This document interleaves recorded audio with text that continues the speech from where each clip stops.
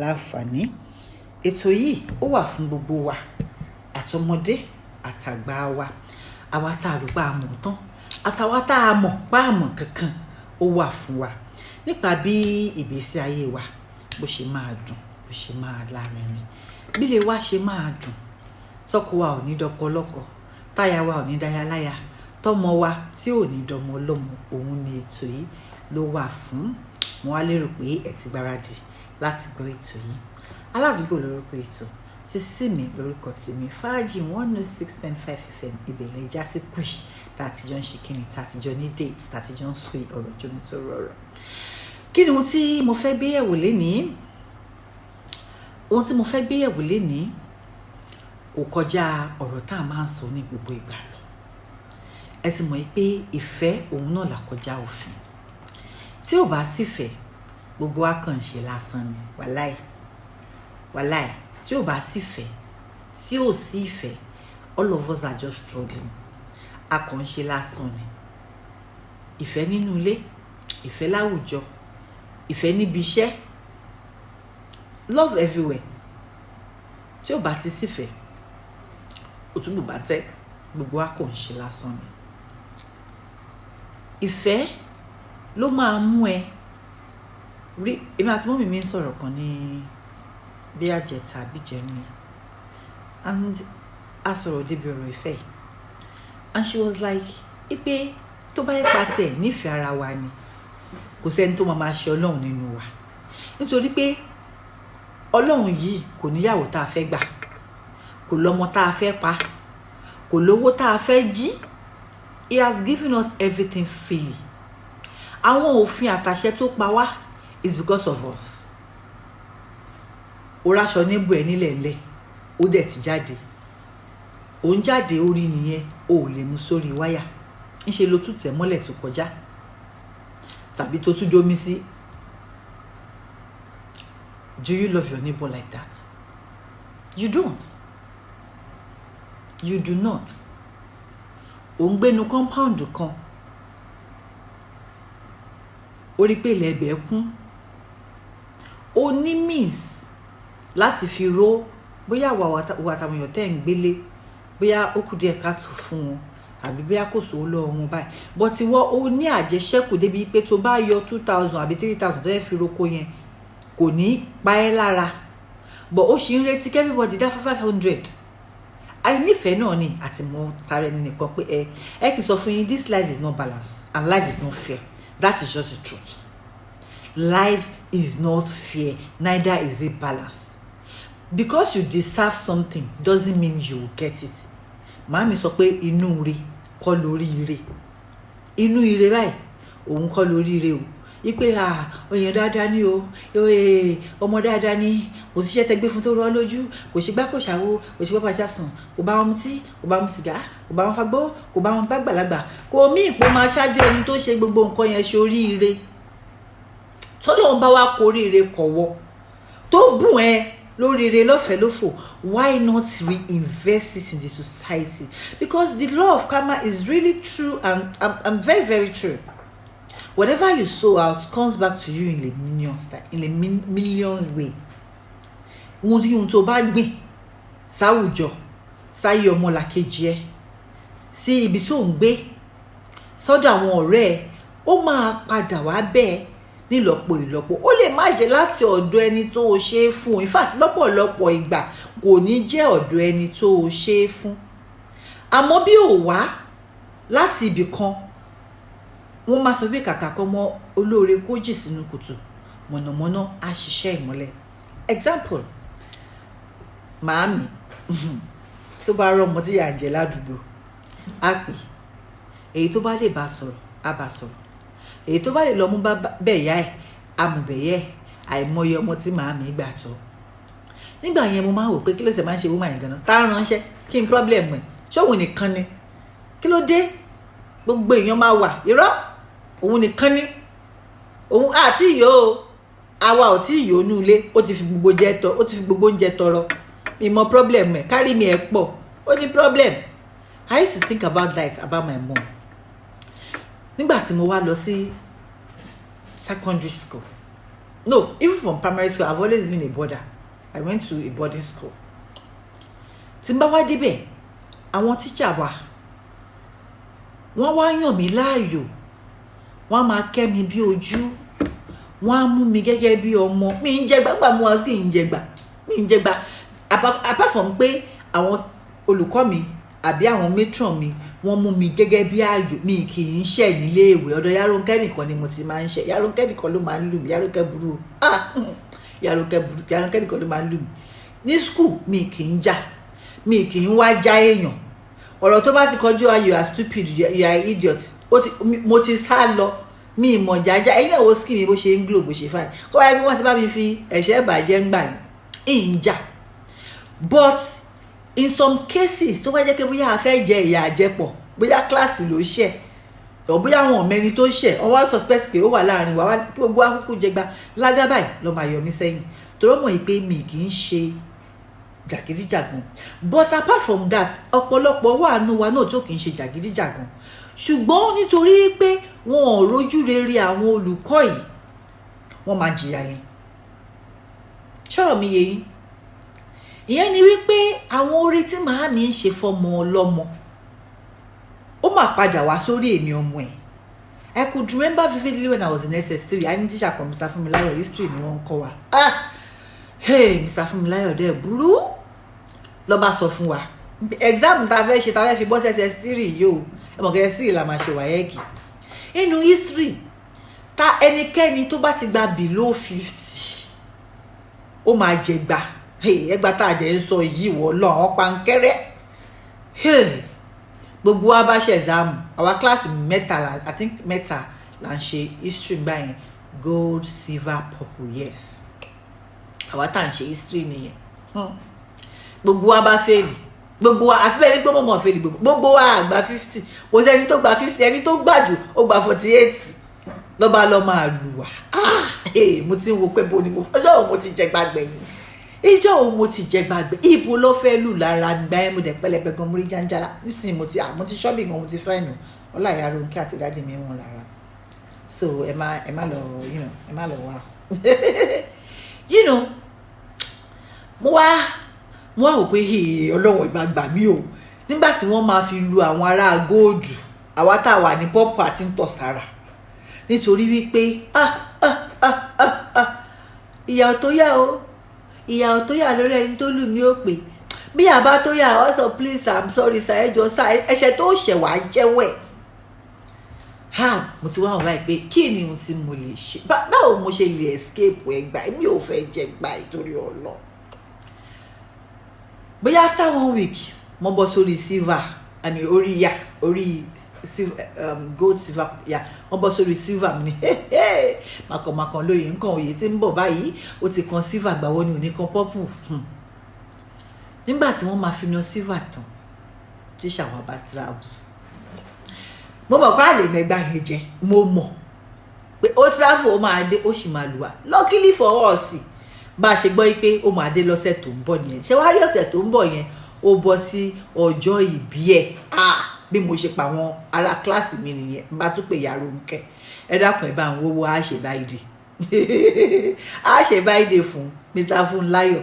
Àwọn ará kíláàsì tí tá bá ṣe tẹnu bá ti jẹ dòdò kò ní lè sọ dòdò, ẹ̀yẹn já ṣe, tá bá ti ṣe kò ní lè lù wá, wọ́n máa sọ gbọ́ wá dọ́là ní lábá kúwó papọ̀, lábá ṣe birthday lára gift lára pẹ̀. Bí Mr. Funmilayo ṣe ń wọ kíláàsì wa báyìí, àkọ́ṣe happy birthday to you tààràtà, happy birthday, happy birthday sẹ́nu la bá mú jò, ìbọn la gbé kéèkì yìí láti síwájú gbà, gift láti síwájú gbà, là ń ṣe pẹ̀, là ń ṣe kùrá, nínú ẹ̀ ń dùn. Asáré pé photographer ńgbà yẹn ló ń yà wá inú ẹ̀ kiri kọ́. Nígbà tá a máa fi parí birthday, Mr. Funmilayo ti gbà yẹ́ kẹ́gbà lòun wá lù wá, ó ti gbà yẹ́ kẹ́gbà lòun wá lù wá. Nígbà tí ó máa di next lecture tá a máa ní, even we should not forget that I forgot to beat you, I don't forget to beat you, I'm going to beat you, say that I'm going to beat you yẹn la fi pass out o. I'm going to beat you yẹn òun la fi pass out. Later mo wá gbọ́ ipe tíṣà yẹn ti ń sọ tẹ́lẹ̀ pé òun ò tiẹ̀ mọ bóun ṣe fẹ́ lu kíláàsì nítorí Ọlátòyèrà tó wà ní kíláàsì, torí pé ọmọ òun ni kì í jà, kì í wá wàhálà, òun dẹ̀ mọ̀ pé ó mọ iṣẹ́ ẹ̀ ṣùgbọ́n tóun bá dá àwọn bíi 4-5 pass àwa tá pass actually wà but tóun bá dá wa bíi 4 pass a ní tiraka láti ṣe kalẹ̀ pass WAEC. Can you see that? Torí tèmi odidi class ta pé I think we were 63 in class then at the escape Ẹ̀gbá. That is grace. Kò ń ṣe pé nígbà yẹn mo ti ṣe àwọn nǹkan kan sílẹ̀ tí ó tó jẹ́ kí wọ́n wò mọ́ mi lára tọ́lọ́run lè wò mọ́ mi lára that the universe can say you have sold. Ọlá ìyá ni mo ṣì ń jẹ́ ń gbà yẹn nítorí pé tí mo mi bá rí tọmọ ọlọ́mọ tó ń bàjẹ́ ó máa ń pè mọ́ra pé àwa má bàjẹ́ jẹ́ ká bẹ́ẹ̀ torí ẹ̀ ṣe ẹ bá torí ẹ̀ ṣe orí ẹ̀ ò gbọ́dọ̀ bàjẹ́ torí àmọ́ gbogbo ibi sọ́mọ tiwa náà léde. And that is why you as an individual, you as a person should try your best possible to make somebody happy every day. It's not by giving them money o kò ń ṣe pé nípa pé à ń fúnyàn lówó ọ̀pọ̀lọpọ̀ ìgbà tá bá ní ká ràn wá lọ́wọ́ èèyàn pé wo mi tí lówó jàre tí bá ti lówó màá máa ràn lọ́wọ́ tí bá rówó màá ràn lágbájá lọ́wọ́. You don't have to have money. ọ̀rọ̀ ẹnu yìí sàdákà ni tá bá fi ọ̀rọ̀ ẹnu wa ṣe wáàsí fúnyàn tá a fi rọ̀ ọ́ lójú tá a fi gbà á nímọ̀ràn tá a fi múnú ẹ̀dùn tá a fi gbọ́kọ̀ ẹ̀ kúrò nígbà ìṣòro kan ẹ ti ṣe lóore. Ó lè jẹ́ pé ẹni yẹn àsìkò yẹn ló fẹ́ gbẹ̀mí ara ẹ̀. ọ̀rọ̀ tá a sọ tá a fi dùn nínú lásìkò ìgbà yẹn ọ̀rọ̀ yẹn báyìí ó lè change life ẹ̀. I must confess something to you. My life is not perfect. It is far away from perfect. And there was a time that I was in constant depression. Ìgbà kan wà tó jẹ́ pé inú ìrònú ni mo wà ní gbogbo ìgbà. Ó wá dọjọ́ kan mo wá rò pin. Mo ní kí là ń gbé ilé ayé ṣe gan. Gbogbo ohun tí mo fẹ́ Ọlọ́run ṣe fún mi. Mi kì í ṣèyàn burúkú. Kí ló wá dé tíyà yìí pọ̀jù fún mi báyìí? Bóyá kí n kúkú máa lọ jàre tá bá dọ̀run àjọ máa rò ó. Mo dẹ̀ ń rò bẹ́ẹ̀. Mo wo gbogbo ọ̀nà tí mo lè gbé gbà tó lè yá. Láìla. Kò pẹ́ ọjọ́ yẹn gangan my stepdaddy called me. He's my father. Don't get it wrong. Like he is actually a good person. Àwọn bàbá tí wọ́n fi ń tọrọ fún. I used to tell people that I am so lucky. I am very lucky to have 2 people that love me dearly. To have 2 fathers that love me dearly. Love me crazy. And he just called me out of the blues that day. I've not called him. Mi ti pè wọ́n tẹ́lẹ̀. Mi ò tí ì sọ anything. He just called me. And he started saying, Ìbírónkẹ́, ṣó mọ̀ pé, you are talented o. No, sorry, tá bá máa fi gbé bàbá ẹ̀ nígbà tí ọwọ́ ẹ̀ bá tẹ̀ nǹkan báyìí. I mean, you'll be making millions. Sorry, àwọn nǹkan báyìí tó fẹ́. No, you are actually special. He started telling me things that was making me think about like, ṣé èmi náà lélẹ́yìí? Ṣé èmi tí mo wòra mi bẹ́ẹ̀ ni pé mi ò ní kankan? Tí mo wò bẹ́ẹ̀ ni pé mi ò jẹ́ nǹkan kan? Ṣé mi ni wọ́n ń kì tó ń ṣàtótó yìí? He was actually giving me accolades, encouraging me. He did not know what I was planning. Nobody knew what I was planning for myself. Kò sẹ́ni tó mọ̀ nǹkan tí mo ní lọ́kàn láti ṣe lọ́jọ́ yẹn. Kò sẹ́ni tó mọ̀ àwọn májèlé tó wà níwájú mi lọ́jọ́ yẹn. Kò sẹ́ni tó mọ̀. But at that particular moment, ọ̀rọ̀ tí wọ́n sọ, àwọn ọ̀rọ̀ ìyànjú tí wọ́n sọ, ó lift spirit mi. Ó jẹ́ kí n wò pé he said gbogbo àwọn fans ẹ tó ń gbọ́ ẹ yẹn, do you know you are actually doing a lot in their life that more than their pastors and their imam? Do you know? Ṣó mọ̀ pé ipa tó ń kó nínú ayé àwọn olólùfẹ́ ẹ tó ń gbọ́ ẹ lórí rédíò yẹn? Ṣó mọ̀ púpọ̀ ọ̀pọ̀lọpọ̀ èèyàn ni ó bá ti ronú parẹ́. Ọ̀pọ̀lọpọ̀ èèyàn ni ó bá ti fọ́kọ ẹ sílẹ̀ àbí kó fọyẹ sílẹ̀. Ọ̀pọ̀lọpọ̀ èèyàn tí ẹ ló bá ti ropin. Ṣùgbọ́n the things you do, he started telling me things. I was like, okay, ṣé àwọn èèyàn ká mi kún ni? Ṣé mi náà ni wọ́n kà kún tó èmi àjà ọ̀ká mi mọ̀ pọ́ká. Do you understand? At that particular moment, ó kù díẹ̀ kọ́ mo lóore wọnú kòtò, mọ̀nàmọ́ná ṣiṣẹ́ ìmọ́lẹ̀. And that is what I want to tell you today, that never lose hope. Nothing is worth losing your life over. Ṣé èmi náà rèé lénìí? Èmi rèé lénìí. Ẹnikẹ́ni kò sẹ́ni tó kọjá ìrònú, kò sẹ́ni tó kọjá ìṣòro. But màámi náà ló tún máa ń sọ pé ìhun tó bá mọ̀ pé tó bá rò kò lè fún any solution. Má rò. You cannot think about it and get a solution. So why are you thinking about it? O lè rori pé okay, ọ̀nà wo mo lè gbé gbà, báwo mo ṣe lè ṣe, kí ni mo lè ṣe. Ṣùgbọ́n kí wàá máa rò pé ó ṣe wá jẹ́ mi, kò bá dẹ̀ máa jẹ́ mi, mi ò dẹ̀ wá jẹ́ mi, ó ṣe bẹ́ẹ̀. My mother does not like it. Sí nǹkan bá ti ṣẹlẹ̀ ká gba ká mú ni ká dẹ̀ wá solution. Let us look for a way forward, and it has been something I have been using since. Mo fẹ́ bẹ̀ yín o, lára ìfẹ́ tá máa ní séyàn òun rèé. Ọ̀pọ̀lọpọ̀ wa tá bá rẹ́ni tó ṣàṣìṣe, bóyá ó ṣẹ̀ṣẹ̀ gbé níbi nǹkan, bóyá ó lọ ilé ọkọ wá ní problem níbẹ̀, àbó fẹ́yàwó wá ní problem, àbó ṣe business ó wá pàdánù owó. Ọ̀pọ̀lọpọ̀ wa ohun tá máa sọ next ni bá advice ẹ kó má ṣe business yẹn, ṣe bọ́ sọ yẹn pé kó má fẹ́ bọ̀bọ̀ yẹn, ẹ ṣe bí kí ló sọ yẹn pé kó má fẹ́ gẹ̀ yẹn, ẹ ṣe kíríkan. You are not helping these victims at that particular time. You are not. Àìnífẹ̀ẹ́ òun ló fà á tá a fi ń ṣe bẹ́ẹ̀. Ọ̀bẹ ti gọ́mọ lọ́wọ́ already. A sọ bẹ́ẹ̀ nu, a sọ bẹ́ẹ̀ nu, ọ̀bẹ ti sọ ohun tó máa ṣe. You don't have to say I told you so at the particular moment people are hurting.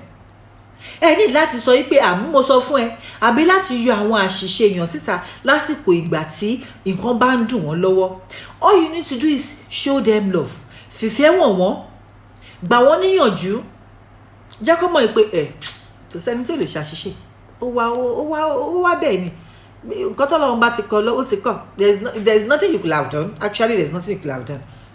Ó ti máa wà bẹ́ẹ̀. You know, it's actually not your fault. It's the other person's fault. You know.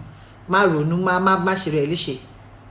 Be compassionate. I was having an argument with somebody, I think a week ago, in the group. A ní group tá à ń ṣe. Ó wá sọ̀rọ̀ èèyàn kan síbẹ̀. Òun wá sọ factually, ó ń fi ojú òfin wò. Mo wá sọ fún wípé má fi ojú òfin wò nǹkan tó wà nílẹ̀, fi ojú àánú fi wò. Tó bá jẹ́ ìwọ ló ṣẹlẹ̀ sí, ṣé ojú òfin náà ló máa fi wò? Ó sọ pé the case they cannot prove in court. This thing happened. A mọ̀ pé nǹkan ìṣẹ̀lẹ̀ yóò ṣẹlẹ̀ sẹ́ni yìí. Ẹni báyìí dẹ̀ ló ṣe é fún. Ṣùgbọ́n nítorí pé kò sẹ́ni tó wà níbẹ̀ nígbà tó ń ṣe é fún, onípèdè kò ní case.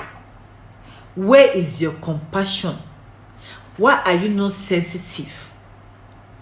Kí ló tí ìbẹ̀rù Ọlọ́run tó sọnù nínú ayé àwọn ọmọ ẹ̀dá débi wípé a máa rò òótọ́ ńlẹ̀, a máa pè nírọ́.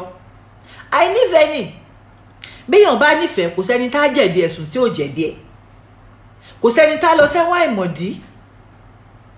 Kò sẹ́ni tí wọ́n á parọ́ mọ́ tá dúró nǹkan tí ò ṣe mọ́. Tá bá nífẹ̀ẹ́ àwọn ọmọlàkejì wa. And love goes around. If you love somebody, that person will love another person, and that another person will love another person, and like that, love goes around. Kò sí ohun tí ìfẹ́ ò lè ṣe, ìfẹ́ là kọjá òfin. There is absolutely nothing love cannot do. Kò sí ohun tí ìfẹ́ ò lè ṣe. Ihun kí ohun tí ẹ̀yin bá nípa láti ṣe, láti fi ìfẹ́ hàn séyàn. Even be kind to the animals. Bí mo ṣe wà yìí, eku ń dà mí láàmú nínú ilé mi. Ṣùgbọ́n àti pa wọ́n, ó tún wá ní mi lára. Ipe èmi wo mo lè dá tí mo fẹ́ pa.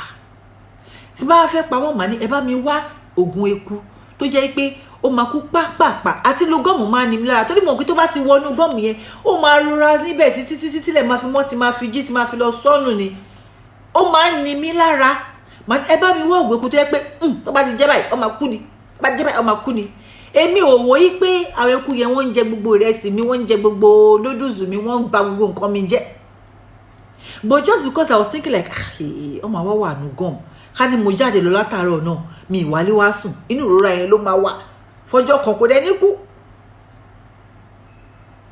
be compassionate towards your fellow human being. Òrajà ò sọ lóko. Ṣé o mọ̀ pé o lè ti bẹ̀ pàdánù oore? Ọlọ́run lè wò pé ajá tèmi dá, ajá tí mo dá ò wá sọ lóko. Why? Kò ṣe kọ́kọ́ fún ẹ now. Why? Let us learn to be compassionate towards each other, to tolerate each other. Mami ani tó ń bá wèrè gbé àwọn ò lè jà. It is the truth. Let me the truth jàre kí n má ṣe ìbùsọ̀. It is the truth. Oníkálukú á máa la ẹ̀ ni. But ọ̀pọ̀lọpọ̀ wa, we want to prove our right. We want to say we are the best. We want to say we are right. We want to say we are correct. A fẹ́ ṣe kárí mi, àwa la wà ńbẹ̀, àwa la ń ṣe, àwa la. Àìnífẹ̀ẹ́ náà ni.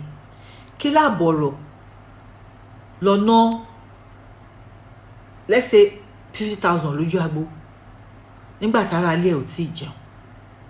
Eléré yẹn ò ní mú ẹ tó bá dọ̀la. Ara ilé ẹ̀ máa mú ẹ tí nǹkan bá ṣẹlẹ̀ sí ẹ. Tí nǹkan bá ṣẹlẹ̀ sí yàn, ara ilé yàn ló máa kọ́kọ́ mọ̀. Kó tó pẹ́ bí kó tó para, ara ilé ló máa kọ́kọ́ mọ̀. I remember, I think last year or 2 years ago, in my compound where I lived, arábìnrin kan wà ńbẹ̀ kì í kí mi, ìmọ̀ mo ṣe, mo ti kí bí ẹ̀mejì ẹ̀mẹ́ta kò dáhùn. Mi náà bá dáṣà gbójú pé tọ̀, ọjọ́ tó bá jẹun sẹ́ lórí ọ̀kì mi. Ó wá lóyún, ọmọ wa mú láàrin òru. Èmi nìkan ni mo lọ́kọ̀ nínú ọgbà.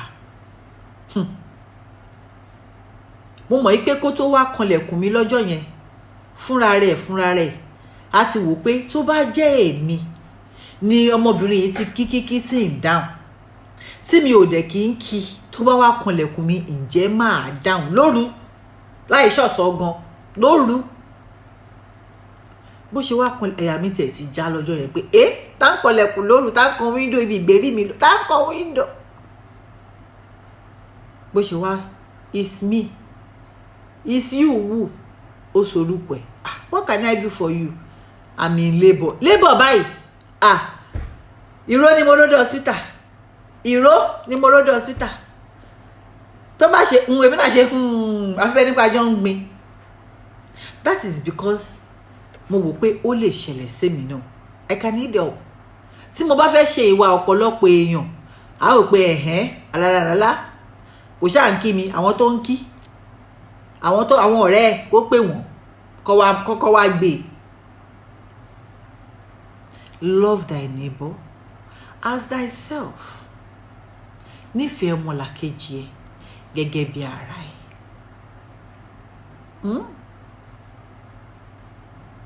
There is nothing love cannot achieve, conquer, take over.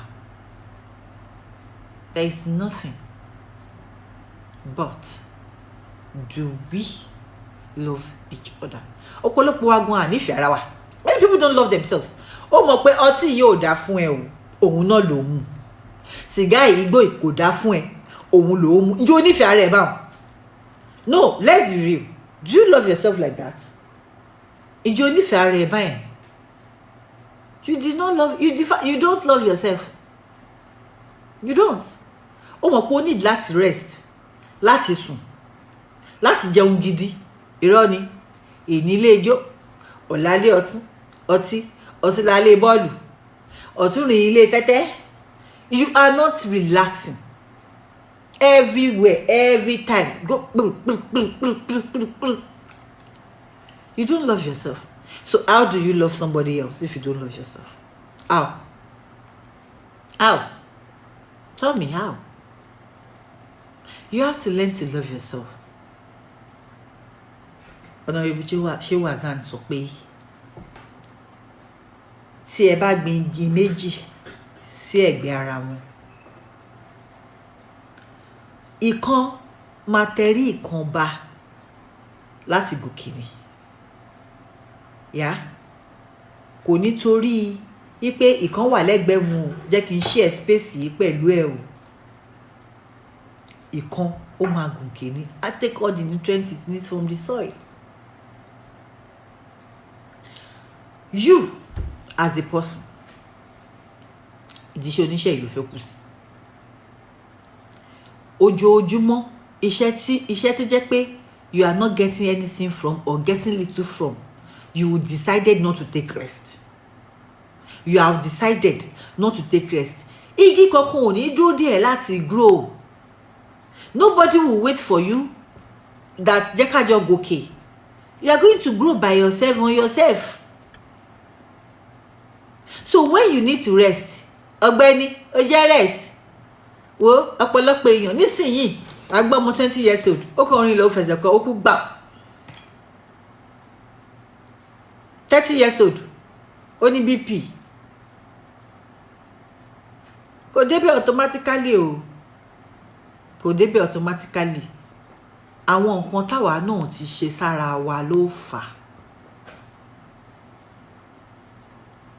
You have to take time to rest. Either you are an entrepreneur, either you are working for yourself, or you are working for somebody.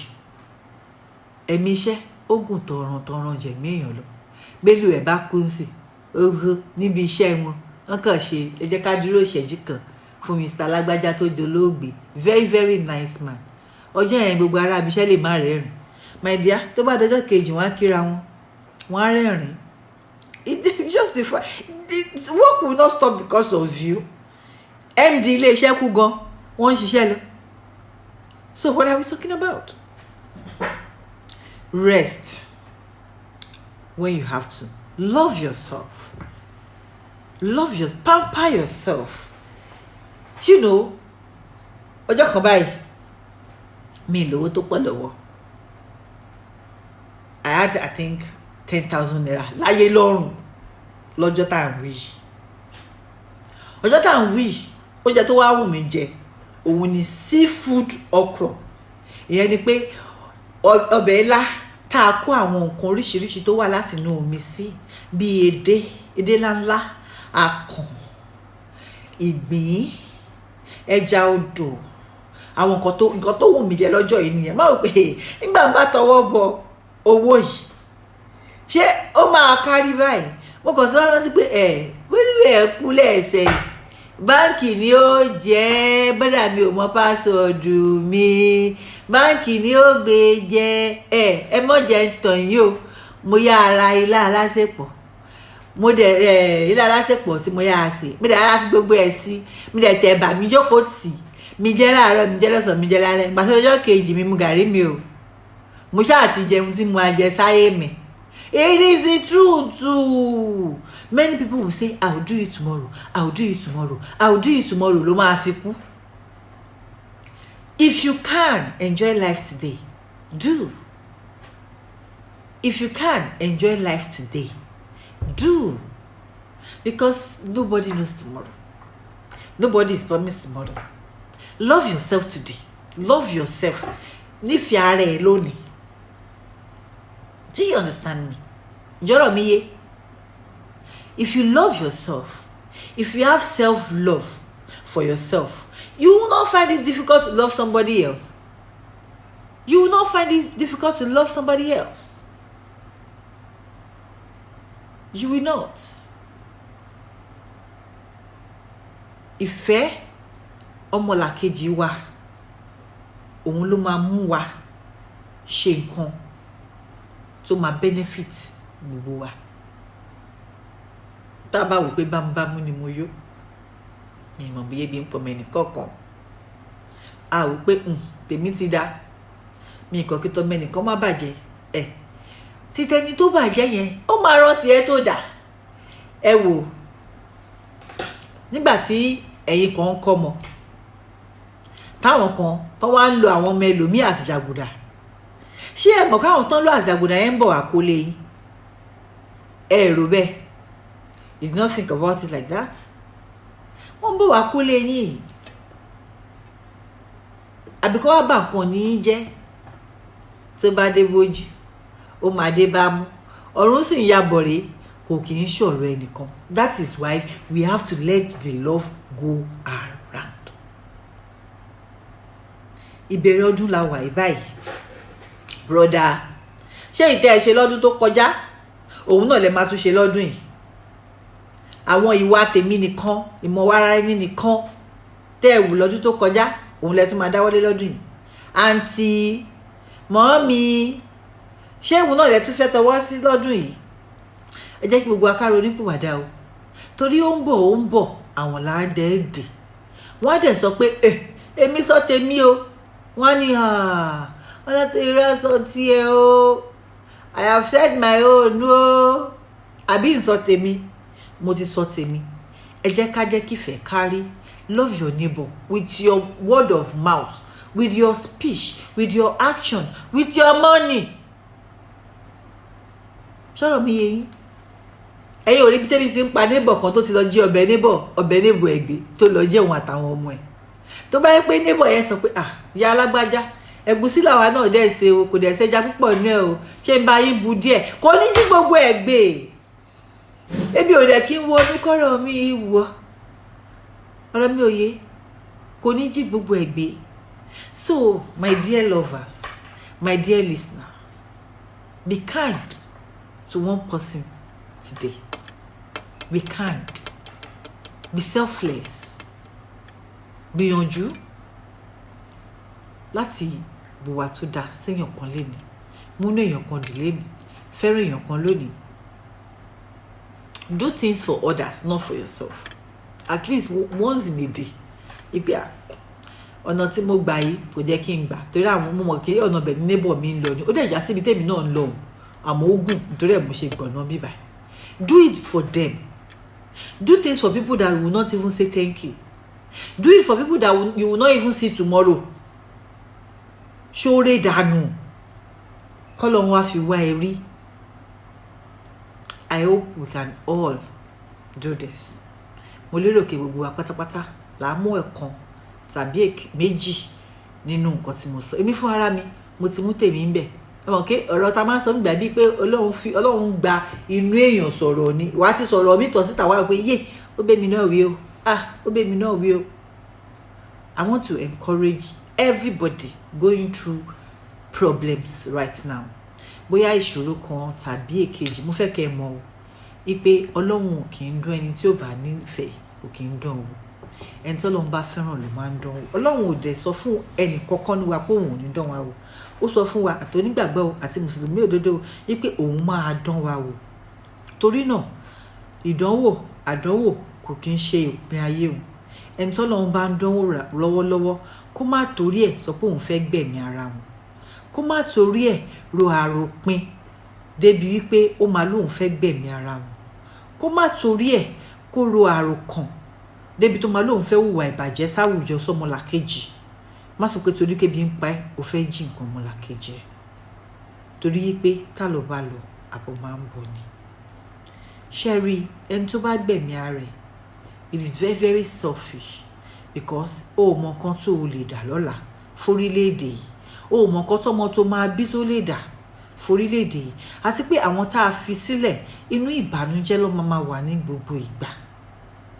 ìdí nìyẹn tí mo fi ń gbà yín níyànjú, tábárẹ́ni tó wà nínú ìṣòro kan tó wá rò pé that is the end of the world, my dear, kò kí n ṣe the end of the world o.